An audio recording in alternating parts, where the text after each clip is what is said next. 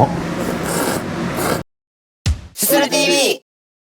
ずるずるどうもすするです。毎日ラーメン健康生活ということで相変わらずやってるんですけれども、久しぶりに神奈川の方で家系ラーメンをすすりに来ちゃいまして、今年オープンの新店こちらです。ドン。 JR 根岸駅から徒歩6分くらいのところにあります横浜ラーメン斉藤屋さんにお邪魔してます。こちら斉藤屋さんは今年の8月オープンのお店で、同じくね横浜の愚明寺駅の近くにあります田上屋さん出身の店主さんが営むお店です。田上屋さんといえばね、家系ラーメン店の中でも特にチャーシューの美味しさに定評があって、非常にファンの多い家系ラーメンの中でも名店なので、そんな名店出身ということで、どんな家系ラーメンがすすれるのか非常に楽しみだぞということで、チャーシューにも注目しつつ早速すすりに行っちゃいましょう。レッツゴー。さあ、というわけで根岸駅降り立ちまして、今ね駅から斉藤屋まで歩いてるところなんですけども、今日あいにくの雨でね、しかも結構寒くなってきましたね。いよいよ11月ぐらいまではね、まだ東京は結構あったかい日もあったりしたんですけど、12月入ってから急に寒くなり始めた。ここはちょっとね斉藤屋さんの一杯で温まりに行きましょうということで、皆さんからいただいたコメントもねちょっと読ませていただきましょ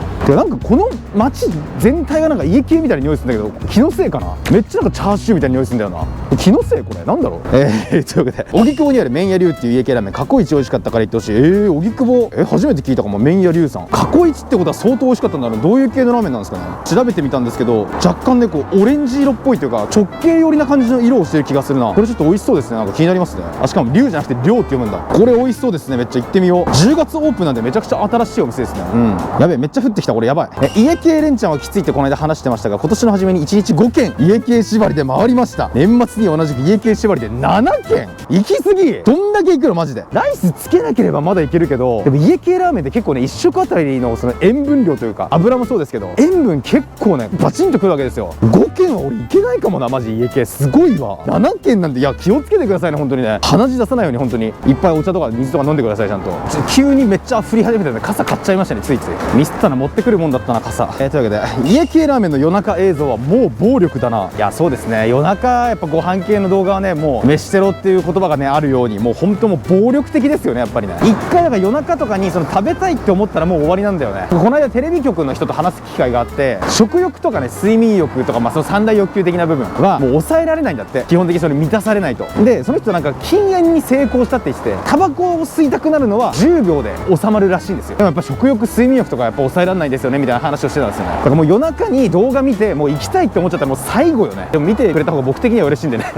夜中でも何でも見てくれたらめっちゃ嬉しいんですよね本当。神奈川の家系は寒川の天王屋が最近の推しです。天王屋さん美味しそうですね。めっちゃ寒川総本店、チャーシューがめちゃくちゃ良さそう。チャーシュー麺でこれ食いたいですね。ぐるりとこの丼の周りを囲むチャーシューめっちゃ美味しそうですね。翔太で家系食え。麺屋翔太さんもねもうほんとなんかなんていうか、元祖羽釜豚骨というか、僕がまだ大学生の頃です。多分2010年の前半ぐらいに本当にこう一世を風靡した一杯というか、僕ラーメン二郎を食べる人のブログばっかり見てたんですけど、当時そういったブログにももう麺屋翔太が出てくるぐらい、もうめちゃくちゃ人気で有名なお店だったんですよね翔太さんは。本店は横須賀で、あと練馬とかにもあった気がするね確か。こっちの東京の方にもあるんですよ。確かね、麺屋翔太さん結局行けてないんでね、ちょっと行かなきゃダメですねこれね。家系ラーメン40年以上食べてます。すごいな。もう俺の年齢より食べ続けてる。吉村屋が流行る前の歴史、本木屋がない頃もラーメン大賞との関係も探ってください。そうですね、なんか家系ラーメンのルーツといえば吉村屋みたいになってるけど、実際その前の歴史も多分あるんだよなきっと。そこら辺知りたいな。なんか知ってる人いますかね。なんか知ってる人いたらぜひコメント欄とかにコメントいただけると。こういうのってね結局やっぱラーメンの歴史ってこうちゃんと文献とかでまとめられてるのかどうかがちょっと不安なところがあるんで、結構その生き証人みたいな人が大事だったりするんだよねほんと実際。すごいな。その前の関係とかもあんのかとかなんとか言ってるとね、ニュータンタンメンの隣に斉藤屋さん来ましたんで、早速すすりに行っちゃいましょう。レッツゴー。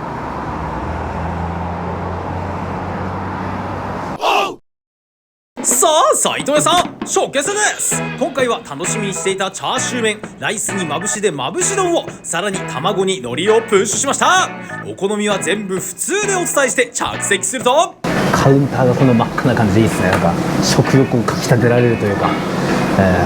チャーシューがねちょっと楽しみだなやっぱ。いや店主さんが出身の田上屋さんは家系ラーメンの中でもチャーシューを焼く技術は随一。田上屋譲りのうまいチャーシューへ期待は高まる。そして今回そんな斉藤屋さんから視聴者の皆様にも嬉しいサービスをいただきました。その詳細は動画の最後にありますので、ぜひ最後まで見ていってください。そんなところで厨房に目をやると見える安定の境製麺の文字に気分はすっかり家系モードだぞと思ってるとこちらが斉藤屋さんのチャーシュー麺並み卵海苔ライスにまぶしです。ぽもーい、家系ラーメンらしい濁りのあるスープがめちゃくちゃうまそう。丼の表面を覆うチャーシューも存在感抜群で、まぶしトッピングを施したライスはコロコロ肉で埋め尽くされる超ボリューム感。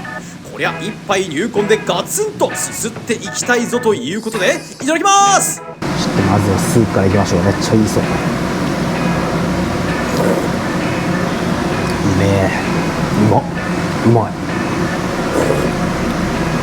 あ、めっちゃうまいわ。開始早々思わずうまいを連発。醤油と豚のバランス感が非常に良く、チー油によるまろやかな口当たりありつつ、醤油がわずかに強めに主張する素晴らしい出来栄えのスープ。しなやかなフォームの背番号66が脳をよぎります。お次は家系ラーメンといえばの堺製麺製の短め中太麺をリフトしてレッツゴースースルー。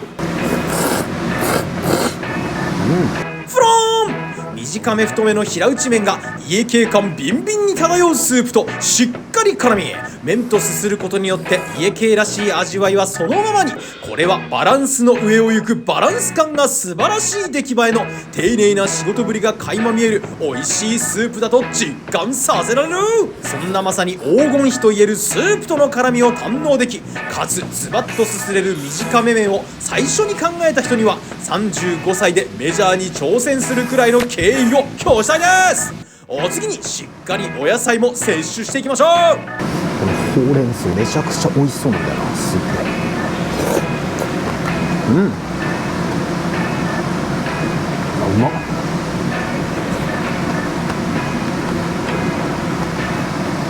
シャキシャキとした食感が残っててね、いいですね。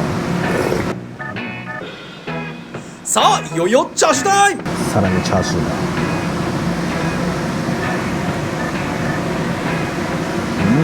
も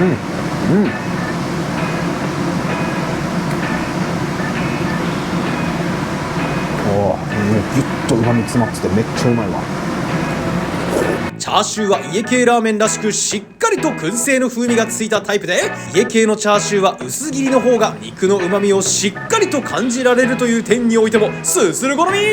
予想通りのミスターパーフェクトな一品です。一通りラーメンを堪能したらまぶし丼。誇張なしで米より肉の方が多いんじゃないかというほどの超絶ボリューミーなまぶしチャーシューがすごい。まぶし用のチャーシューは表面が炙られており、スモーキーさに加えラーメンに乗ったチャーシューとはまた異なった香ばしい風味で食べ応えゴリゴリ。ご飯との相性も最高で、途中は海苔で挟んだりしながらとにかく肉を堪能していく。ガツガツ食らっていくうちにすするは今日何を持っているか分かりました。それはいろんなチャーシューです。そんな宣言も行ったところで、ラーメンのチャーシューを置かずにまぶし丼を食らっていく技も披露。改めて油の乗りがよく、噛むたびにギュッと旨味あふれるチャーシューでスモーキーな風味もすくっと効いていて、期待を超えるうまさだと脱帽。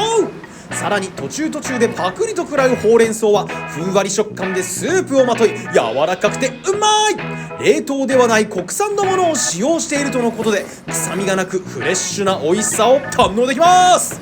さあこれでもなお残っているまぶし丼を堪能すべく、スモーキーなチャーシューをパクリと食らい、改めてスープをまとった海苔の磯感に包み込んで最高の相性を確かめていく。終盤は黄身がとろりととろける味玉を食らえばこちらもナイスな一品。その後は非常にバランスの良いスープにまろやかさと絶妙に効いた醤油のエッジを見出しながらすすっていけ、そのうまさはホームベースまでに20回転を超えるほどの伸びがあるもので、結局チャーシューばかりが残ったまぶし丼をかき込んだ後、スープをすくうレンゲはとどまるところを知らず、最後の一滴までスープを残すまいと飲み干したら大満足で完飲&完食です。大変美味しくすすれました。期待通りの美味しいチャーシューにスープ麺ともに素晴らしいバランスを楽しめる一杯でした。それではごそれ。